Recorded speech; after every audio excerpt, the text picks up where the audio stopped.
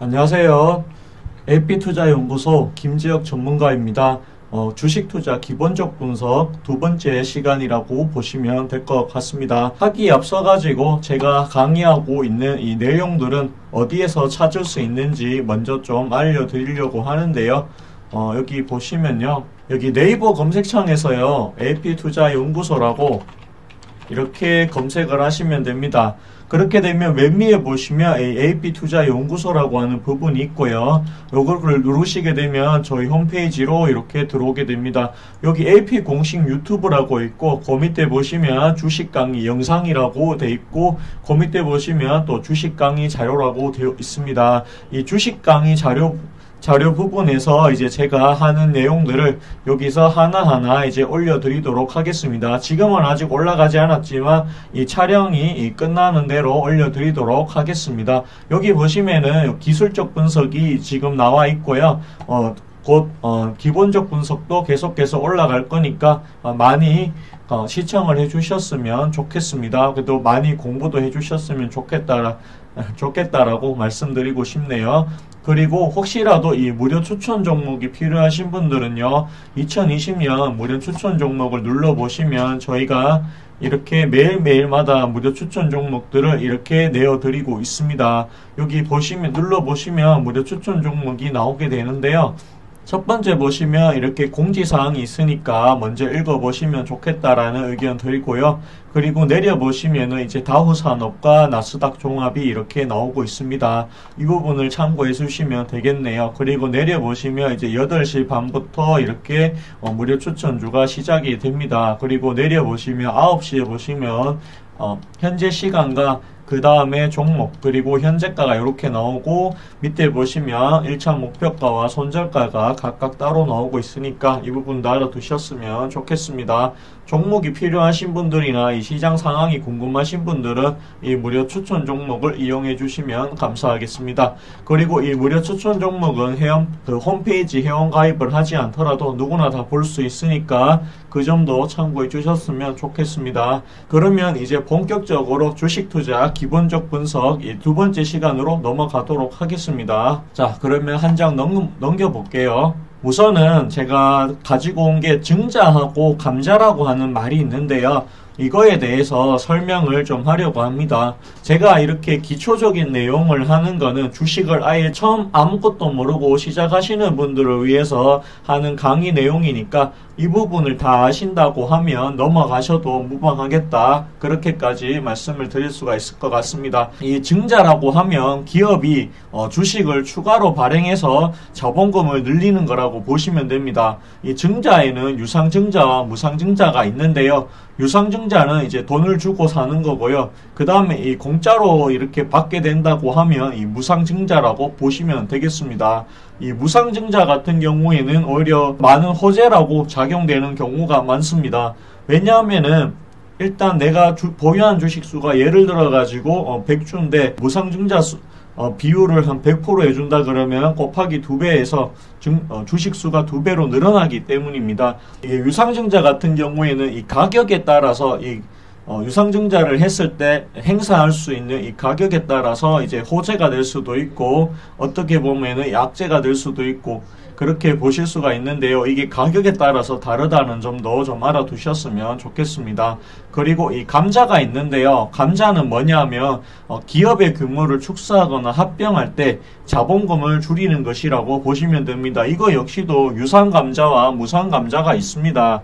유상감자는 주주에게 현금을 돌려주고 주식수를 줄이는 겁니다. 말 그대로 주주한테 현금을 주고 대신에 너희가 주식수를 줄일 테니까 너희가 감소를 해라 이렇게 말하는 것과 같습니다. 그리고 이 무상감자는 자본 장식이 있을 때 기업이 재무구조를 안전하기 위해 아무런 대가 없이 주식수를 줄이는 것을 말하는 것입니다. 여기 보시면은 무상증자는 호재로 작용을 하고 그 다음에 이 유상증자는 증자 규모와 할인율에 따라서 호재가 되지 못하고 오히려 악재로 작용하는 경우도 있다라고 여기 적혀 있는데요. 여기 이 할인율이라는 게 어떤 것이냐면 현재 지금 주가에 비해서 훨씬 낮은 가격으로 현재의 주가에서 할인을 해서 할인된 가격으로 유상증자를 진행하게 되면은 지금 유상증자를 하게 되는 사람은 현재 가격보다도 훨씬 싼 가격에 주식을 살 수 있는 권한이 생기는 겁니다. 그렇기 때문에 이게 기존 주주들 입장에서는 상당히 악재라고 그렇게 보시면 되고, 이 유상증자의 규모가 엄청나게 크다고 하면 갑자기 주가가 급락이 나오는 경우도 허다하다, 그렇게 설명하면 될 것 같습니다. 그리고 밑에 보시면 할인율이 낮은 데 비해 증자 규모가 큰 경우엔 증자 후 물량 부담으로 인해 주가가 하락할 수 있기 때문이다, 이렇게 적어놨는데 방금 제가 얘기 드렸던 겁니다. 예를 들어 가지고 주가가 5,000원인데 할인을 해서 4,000원에 판다고 칩시다. 4,000원에 지금 유상증자를 한다고 칩시다. 근데 이 유상증자의 규모가 뭐 한 주, 두 주, 뭐 10주, 20주면은 상관이 없겠죠. 근데 만약에 이 4,000원에 하는 이 주식수가 예를 들어 가지고 한 100만 주, 200만 주라고 하면은 기존 주주들 입장에서는 당연히 이게 악재일 수밖에 없습니다. 왜냐하면 주식수는 엄청나게 나기 때문에 현재의 한 주에 대한 주식의 가치가 그만큼 떨어지기 때문이죠. 그렇기 때문에 이 증자 규모가 상당히 크다고 하면 당연히 악재로 좀 작용하는 경우가 있더라, 그렇게 보시면 될 것 같습니다. 대표적인 예시를 하나 보여드릴까 하는데요. 아주 여기 증자한 회사가 하나 있죠. 헬릭스 미스라고 하는 혹시 이 종목 아시나요? 여기 보시면은 헬릭스 믹스가 2,800억 규모의 유상증자 소식에 16%가 하락했다라고 되어 있습니다. 여기 보시면요. 여기 보시면 요 날이죠.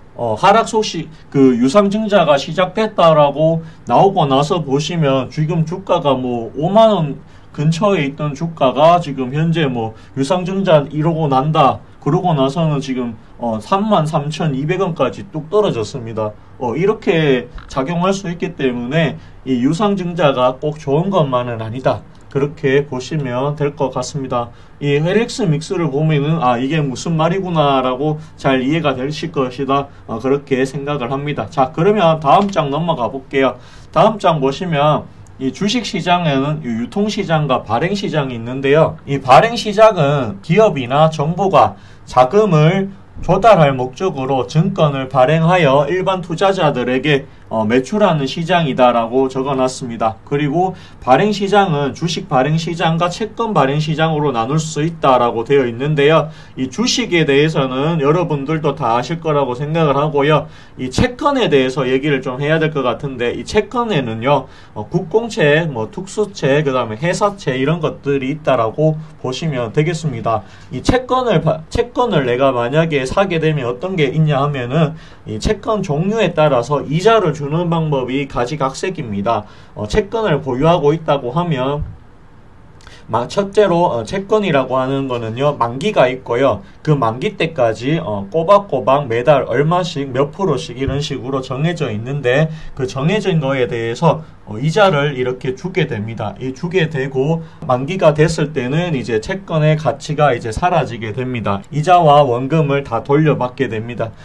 그렇게 해서 총합을 했을 때 채권의 이자가 은행 이자보다 높다고 하면 오히려 이 채권 투자가 더 나을 수도 있다, 그렇게 보실 수도 있을 것 같다라는 생각이 듭니다. 여기 밑에 보시면 주식 발행 시장은 일정 요건을 갖춘 기업을 공개하거나 이미 주식이 증권 시장에서 거래되고 있는 기업이 유상증자의 방법을 통하여 자본금을 조달하는 시장을 말한다라고 이렇게 설명이 되어 있습니다. 이게 말이 좀 어려운데요. 쉽게 말해서 어느 정도 자격을 갖추고 있는 기업이 이 주식 시장에 상장하기 위해서 갖추고 있는 그런 조건들을 다 충족했을 때에 주식 시장에 상장을 한다, 쉽게 말해서 그렇게 보시면 될 것 같습니다. 기업이 상장하게 되면은 당연히 이 기업에 투자하려고 하는 이 투자자들이 모이게 될 것이고요. 거기서 나오는 이 투자자들로부터 일단은 자금을 받을 수 있다, 그렇게 생각하시면 될 것 같습니다. 그래서 여기 보시면 자본금을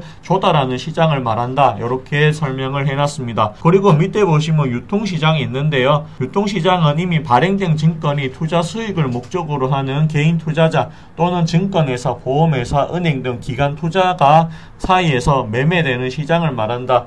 유통시장은 쉽게 말해가지고 거래소, 한국거래소라든지 코스피라고 여러분들 들어보셨죠? 이 한국거래소 시장에서 계속해서 주식을 사고 팔고 이렇게 거래를 하는 그런 게 이제 유통시장이다. 쉽게 말해서 그렇게 보시면 되겠습니다.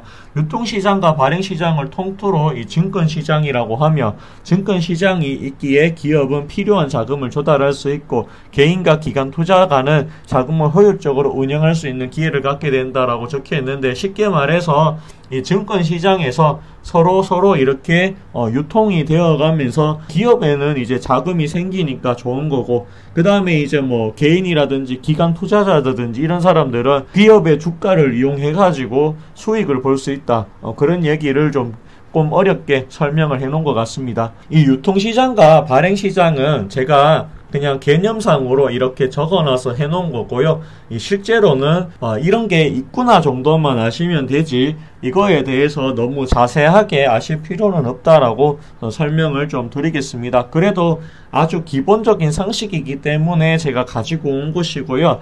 이거에 대해서 너무 어렵다, 무슨 말인지 한 개도 모르겠다, 이렇게 생각하지 않으셨으면 좋겠습니다. 솔직하게 발행시장과 유통시장의 의미에 대해서 모르셔도 됩니다. 그렇지만 제가 하고 있는 강의 자체가 일단은 기초를 확실하게 알려드려야 되기 때문에 이 정확한 개념을 잡기 위해서 이렇게 말이 좀 어렵게 설명이 되어 있다, 그렇게 이해해 주셨으면 감사하겠습니다. 오늘 강의는요 여기까지 하도록 하겠고요. 내일은 제 3강에 대해서 준비를 해서 또 강의를 할 수 있도록 준비를 해오겠습니다. 저는 계속해서 기본적 분석으로 지금 가기 전까지는 여러분들이 주식을 하기 위해서 기본적으로 아주 기초적인 내용을 좀 알고 계셨으면 좋겠다라고 생각하고 있기 때문에 계속해서 기초적인 내용에 대해서 이렇게 설명을 하고 있습니다. 이것이 점점 조금씩 쌓이다 보면 여러분들한테도 많은 상식에 도움이 될 것이다라고 저는 확신합니다. 그렇기 때문에 계속해서 이 강의를 봐주시기를 부탁드리겠습니다. 오늘 강의 여기서 마치겠습니다. 감사합니다. 고맙습니다.